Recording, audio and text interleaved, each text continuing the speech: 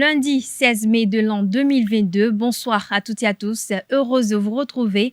Bienvenue dans ce 19h, tout de suite le sommaire. Les membres de la communauté musulmane ont tenu à Boïcon le 5e congrès ordinaire de l'Union islamique du Bénin. À l'issue des travaux, les membres de la communauté musulmane ont décidé de confier la gestion de l'Union islamique du Bénin pour les 5 années à venir à une équipe de 47 membres conduite par l'imam Boukari Idrissou. Les détails dans ce 19h. À travers un communiqué en date du 13 mai 2022, le directeur de l'Office du baccalauréat, Alphonse Da Silva, a apporté des informations relatives au retrait des convocations et aux dates de composition des examens du baccalauréat session 2022. Plus de détails dans cette édition.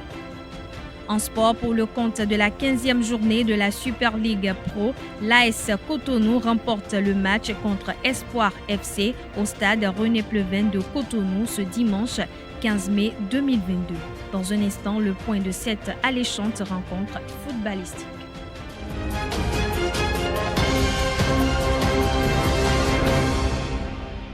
De nouveau bonsoir, merci de nous préférer pour vous informer. Dans un communiqué en date du dimanche 15 mai 2022, le Mali a annoncé son retrait de tous les organes et instances du G5 Sahel, y compris la force conjointe. Dans sa dernière correspondance en date du 22 avril 2022, adressée au général Mahamat Idriss Déby Itno, président du Conseil militaire de transition, président de la République du Tchad et président en exercice du G5 Sahel, le président de la transition, chef du Mali, le colonel Assimi Goïta, avait prévenu qu'en l'absence de progrès substantiels sur la question d'ici mai 2022, la République du Mali se verra dans l'obligation de suspendre sa participation aux organes du G5 Sahel, y compris la force conjointe. Le gouvernement de la République du Mali rappelle que la non-tenue à Bamako de la 8e session ordinaire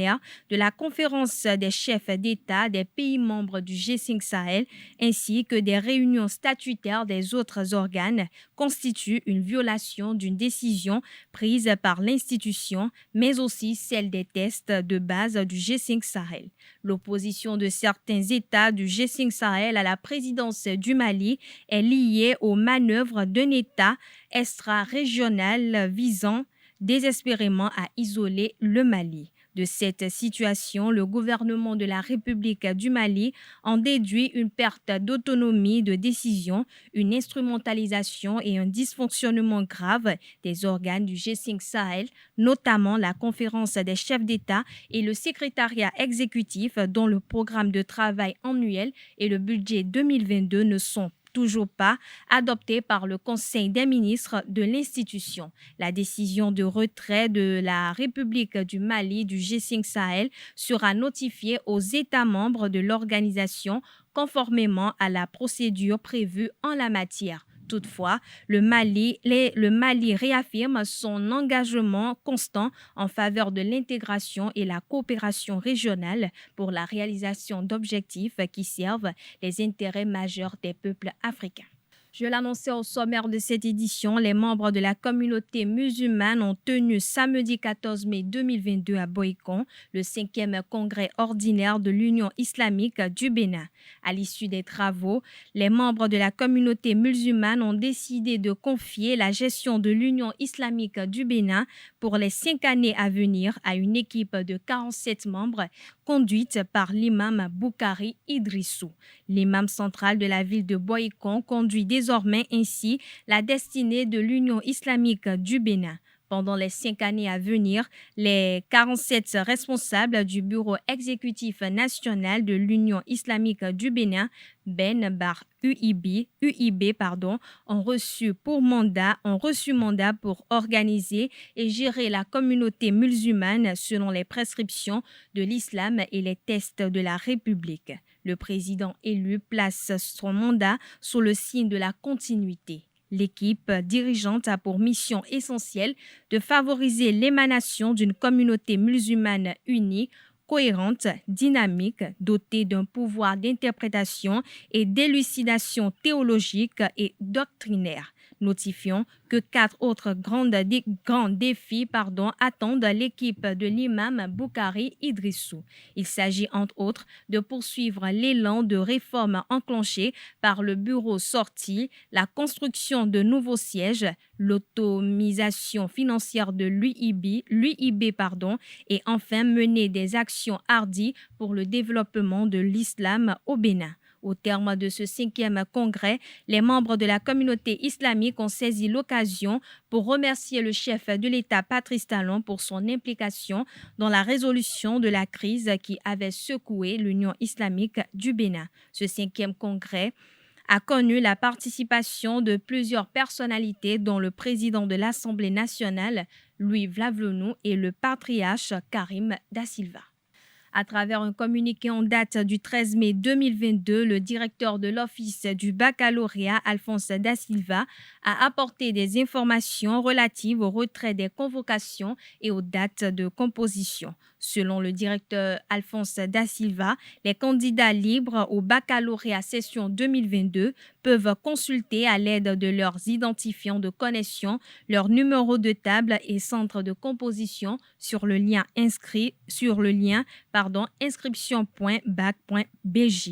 Chaque candidat devra retirer sa convocation tous les jours, ouvrable du mercredi 18 mai au vendredi 17 juin 2022 à la direction départementale des enseignements secondaires, techniques et de la formation professionnelle dont relève sa résidence. Ceux de l'Atlantique et du littoral se présenteront au CEG Saint-Rita en face de l'Office du baccalauréat, précise le communiqué. Quant aux candidats officiels, leurs convocations seront imprimées en ligne et distribuées par le chef d'établissement. Le directeur a également rappelé le calendrier des épreuves pratiques du baccalauréat 2022. Notons que l'examen du baccalauréat aura lieu à partir du 30 mai 2022 pour les séries F1, F2 et F3, à partir du jeudi 2 juin 2022 pour les séries E, G1 et la filière eau et assainissement et le vendredi 3 juin 2022 pour la série F4.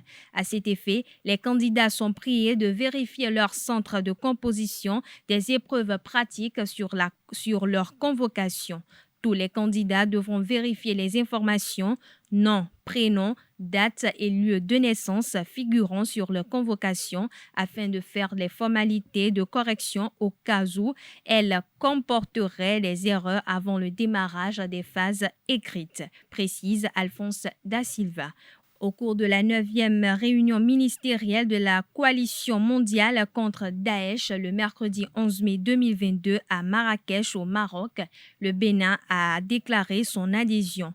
Lors de cette 9e réunion ministérielle, le Bénin a lu sa déclaration d'adhésion. Après la Turquie, l'Ukraine et le Yémen, le Bénin rejoint les autres pays de ce réseau international de lutte contre les organisations terroristes sur le continent et dans le monde. Notre coalition réussit à s'élargir. Le ministre des Affaires étrangères, de la coopération africaine et des Marocains résidant à l'étranger, Nasser Bourita, en ouverture à la réunion, a souligné que le nombre sans doute fort d'observateurs d'Afrique et d'Asie participant à cette réunion en tant qu'observateurs est, entre autres, multiplicateur de force pour, entre autres, atteindre nos objectifs. La rencontre de Marrakech, co-organisée avec les États-Unis et a eu pour mission d'éradiquer la menace Daesh en trouvant des orientations précises et des réponses concrètes pour contrer l'expansion du groupe terroriste. Les participants à la réunion ont exposé leurs préoccupations par rapport à la prolifération des mouvements séparatistes en Afrique qui génèrent une déstabilisation et une vulnérabilité accrue des États africains. L'adhésion du Bénin à cette coalition fait suite à des attaques terroristes dont fait objet le pays depuis plus d'1 an. L'ex-reine de beauté franco-béninoise Flora Coquerel a inauguré en avril dernier la maternité Nana Zalia à Basila dans le département de la Donga. Désignée en 2014 comme Miss France, Flora Coquerel a réalisé l'un de ses projets parmi tant d'autres qui est celui d'offrir à la communauté de Basila une maternité. L'infrastructure a été construite grâce aux fonds collectés par son association Kelina, créée le 14 avril 2014, jour de la célébration de ses 20 ans. Selon elle, la maternité compte d'ores et déjà une trentaine de naissances. Pour rappel, Flora Coquerel est âgée de 28 ans et fut Miss Orléans 2013 et Miss France 2014. Parlons culture à présent. La 15e édition du concours Miss Estudiantine Bénin 2022 a connu son épilogue ce dimanche 15 mai 2022 avec la remise des prix aux lauréates. La cérémonie de clôture de ce concours de la beauté physique et intellectuelle en milieu estudiantin organisé par Émeric Productions s'est déroulée à la salle des fêtes Elona House de Porto Novo. Francis Farami y était, voici son récit.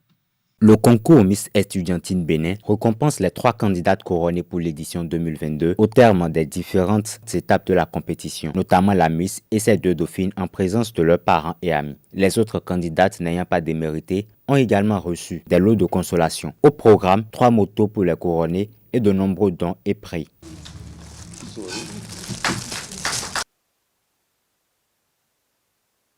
Nous avons l'université ESAE qui est à Cotonou, Parakou, qui est partenaire, qui est sponsor officiel de Miss Estudiantine Bénin et qui a voulu accompagner les parents, qui a voulu accompagner les candidates qui désirent étudier et faire,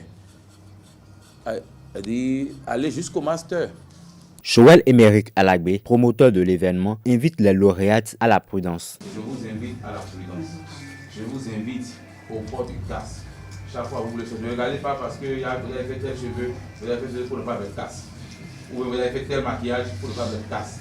Ne sortez jamais sans casque. Ne sortez jamais sans casque. Et il faut toujours se porter de la route. Et rien ne presse dans la vie. Ne voyez pas parce que j'ai une moto. Avant, je quittais la maison à 7h30 pour aller au bout à 8h. J'ai moto, je vais quitter à moins 10. Cette cérémonie de clôture a également été le lieu pour Clarisse Sebio, Miss Estudiantine 2022, de promettre l'atteinte des objectifs à lui assigner en collaboration avec sa première et sa deuxième dauphine. Nous avons désormais le crachoir en main. Miss Estudiantine renforcée par cette dauphine auront le devoir désormais de travailler à ce que les objectifs qui nous sont fixés soient atteints. Nous prenons cet engagement devant vous, devant nos responsables, devant nos parents, devant nos amis à atteindre efficacement et de façon efficiente ces objectifs.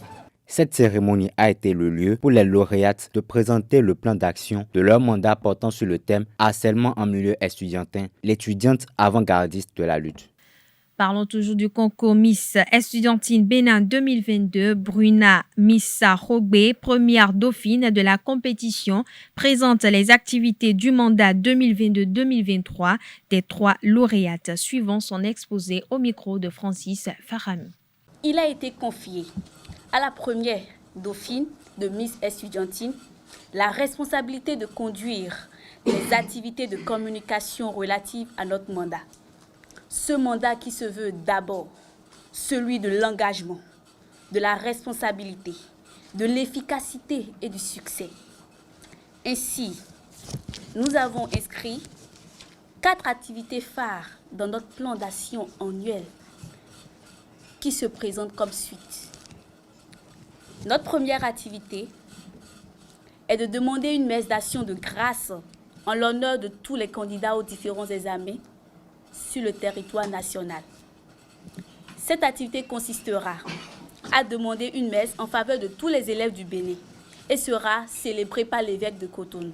Cette messe aura lieu le 29 mai 2022 à la cathédrale Notre-Dame de Cotonou. Notre deuxième activité sera une activité transversale, ce qui voudra dire qu'elle se fera tout au long de notre mandat.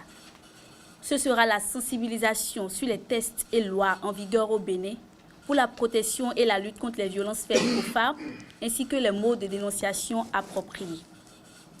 Il s'agira de faire une campagne de vulgarisation des textes de loi relatifs aux violences faites aux femmes dans certaines universités au Bénin. Nous avons choisi, par exemple, l'université ESAE, qui a été un partenaire vraiment important dans ce concours. Ensuite, ISM Adonai, la faculté des sciences de la santé et l'université de Parakou. Cette activité permettra aux participants, c'est-à-dire les étudiants, de cerner et d'appréhender le sens véritable du concept du harcèlement sexuel et les instruments juridiques mis à sa disposition pour lutter contre le harcèlement ainsi que les procédures de dénonciation. Notre troisième activité sera également une activité transversale. Ce sont les dons aux personnes en situation difficile. C'est-à-dire, nous ferons du bénévolat, nous donnerons des vivres aux enfants orphelins vulnérables, aux personnes en situation de handicap et aux personnes du troisième âge. Nous allons cibler certains organismes qui viennent en aide aux personnes en situation difficile pour pouvoir faire ces dons.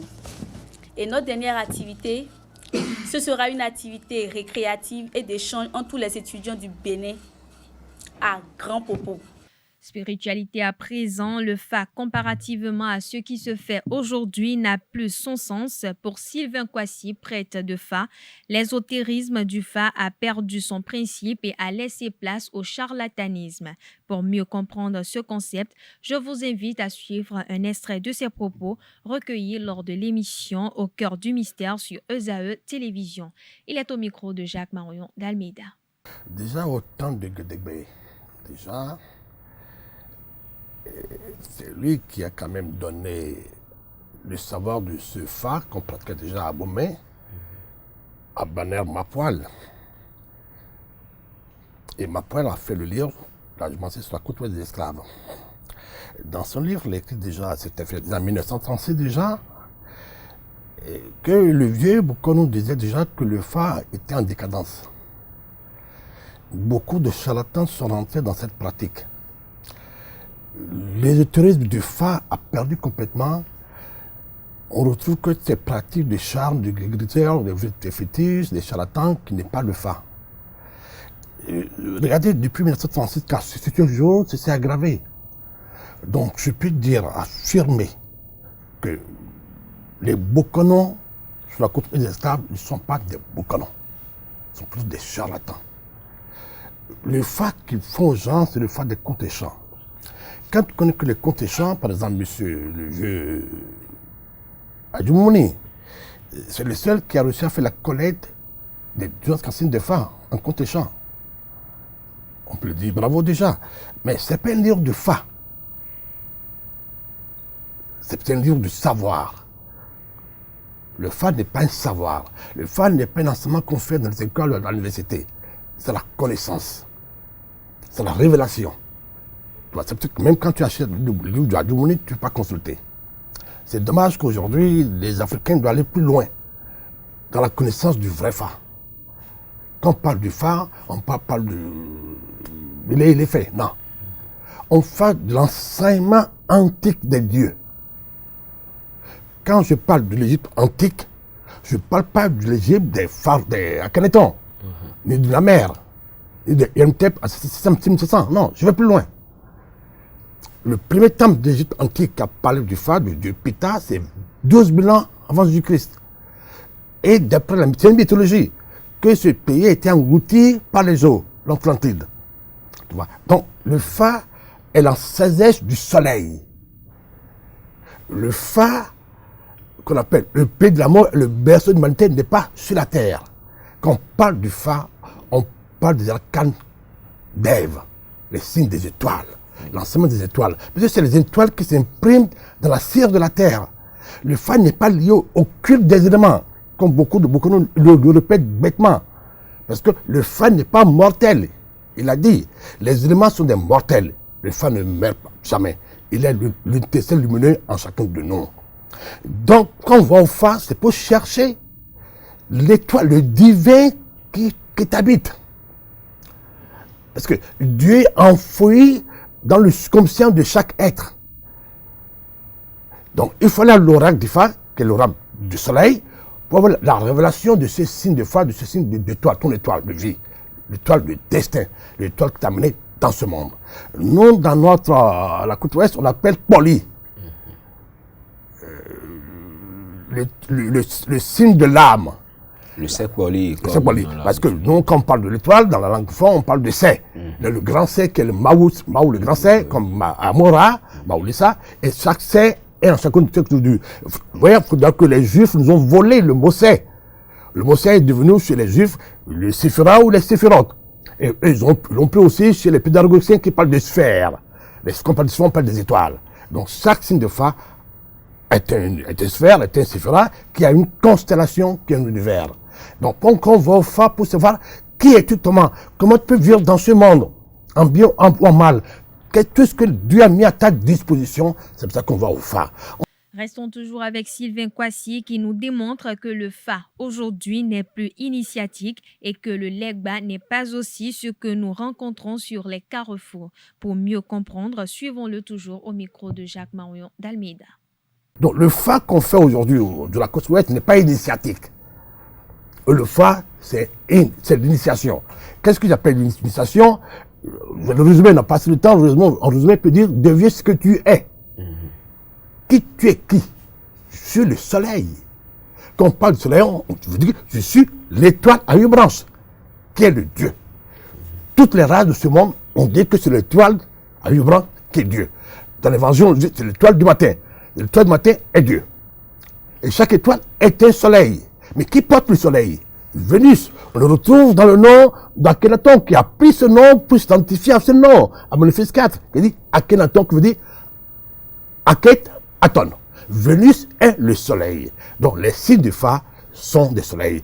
L'initiation, c'est découvrir ce soleil lumineux qui est en chacun de nous. Et comme on le dit, comme Hermès disait, ô âme aveugle, suis ce guide lumineux qui connaît tes instants passés, présents, au futur. Donc il n'y a pas d'autre initiation dans ce monde terrestre que le phare, que les gens appellent Pita. D'autres l'appellent, on va au phare Poli, on l'appelle la parole perdue. La parole perdue qu'on retrouve en découvrant son signe de la forêt. Voilà ce que je peux dire sur le phare. Il ne sait pas ce que c'est que le Legba. Et la dernière fois, j'ai vu un article sur le Legba sur Facebook. Bon, j'étais obligé d'intervenir. Les Bokonon de la place ont chacun donné leur certification de Legba. Bon, c'est pas grave. Mais ce que j'ai reproché aux professeurs de la biologie, et que je pense que les pays savants étudient qu'ils sont sachants, ils sont savants. C'est une question de Legba, je dis, il faut qu'on arrête. Si c'est ça que l'université du Bénin enseigne aux enfants en biologie, c'est pas normal. Legba, c'est parce que nous voyons dans les carrefours. Non, je regrette. Nos enfants, nos ancêtres ont un langage muet. Le langage muet est le langage de la postérité. On imagine les choses. On ne sait pas l'expliquer. On a imaginé les choses. Ils ont dit, pour garder ça la postérité pour demain, ils ont densifié le Legba. Pour qu'on le voit, pour qu'on se rappelle de ça. Mais il faut trouver le sens ésotérique de Legba. C'est ça qui est important. Ils ont dit que chaque étoile a une constellation, un univers. On va au phare pour connaître sa constellation, son univers. D'abord, nos ancêtres ont dit que le Legba, son nom véritable truc est le cul. Aujourd'hui, les Européens ont voulu le mot écu pour faire la monnaie. Le Legba est le bouclier, protecteur. Le cul, c'est le mandala protecteur. Le cul, c'est la constellation de chaque étoile. C'est en maîtrisant ton écu que tu maîtrises toute ta vie. Donc, si je te fais un Legba en carrefour avec la terre rouge et un bâton, le fallu devant, tu ne connais rien. Ça va engendrer que des vers de terre. Mais nous, on est dans l'adoration comme des enfants, comme une sorte de Père Noël. Tous les enfants savent que le Père Noël, c'est pas ça. Mais on l'a densifié, on l'a personnalisé. Nos anciens ont densifié sur le Legba dans les carrefours. Voilà, c'est pas ça. Legba, chaque étoile a une constellation. Et en plus, dans le bouquin de mon poète, c'est écrit que Legba est composé de 15 petits calebasses. Autour de la grande calebasse qui est le Badou. que les agrammes. Donc chaque étoile a ses 15 petites calcales bases qui constituent l'astrologie du phare. Quand je parle de l'astrologie, il ne faut pas le mélanger avec l'astrologie qu'on nous vend. L'astrologie qu'on nous vend, le blé est très malin. Il parle de l'astrologie, on parle des astres, on parle des étoiles. Mais ramène-toi au zodiaque, pas des animaux. Oui. C'est pas la même chose. Quand dans le fond, on parle vraiment des étoiles. Donc chaque étoile a une constellation qu'on appelle l'écu, qu'on appelle le planétaire, qu'on appelle l'Egba dans la langue. Ba veut dire le soleil qui tourne sur le même sur la queue. Donc c'est pas l'Ouroboros. Donc chaque étoile a son Ouroboros. Voilà, c'est ce qu'on appelle l'Egba. C'est pas ce qu'on a aujourd'hui. Mettons un terme à cette édition avec l'actualité sportive au plan national pour le compte de la 15e journée de la Super League Pro.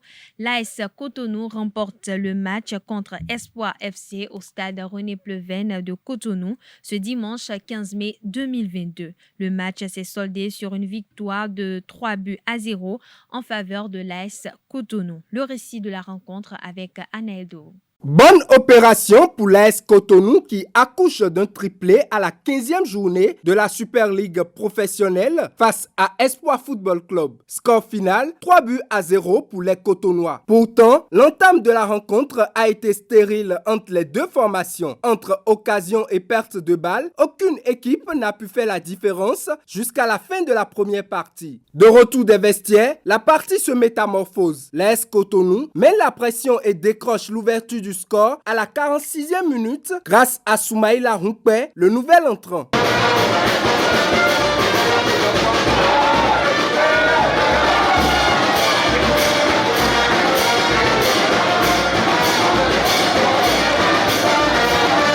Impuissant face à la prise de poids de l'AS Cotonou, Espoir Football Club subit son adversaire. À la 82e minute, l'AS Cotonou double la mise. Joseph Edé, servi par Soumaïla Rumpé, ne manque pas le cadre.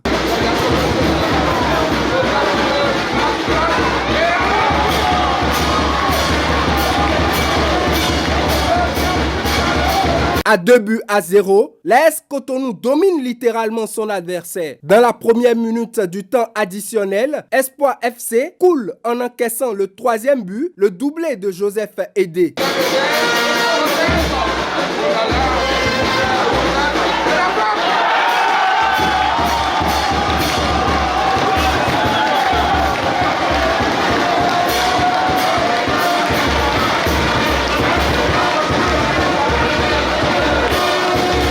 Trois précieux points acquis qui portent l'AS Cotonou à la 4e place du classement avec 26 points. Je suis fier de ce résultat puisque c'est avec la manière même. Ouais, donc c'est 3 points de plus. Vous savez, tout de suite après avoir marqué le but, l'adversaire, au départ l'adversaire était en place, ils étaient dans leur moitié, ils ne sortaient pas. Jusqu'à on a marqué le but, ils sont revenus haut. Et donc c'est ça qui a fait qu'on a été un peu timide pour les observer et puis procéder par les comptes pour pouvoir marquer 2 buts en plus. L'objectif c'est de tout faire pour finir en tête et chaque match c'est comme si c'est une finale pour nous. Donc le match prochain c'est mercredi contre Asvo, ils sont devant nous, donc c'est un match qu'on doit gagner. Et donc là, on se prépare. Ainsi prend fin cette édition. À toutes et à tous, merci pour l'attention. À très bientôt.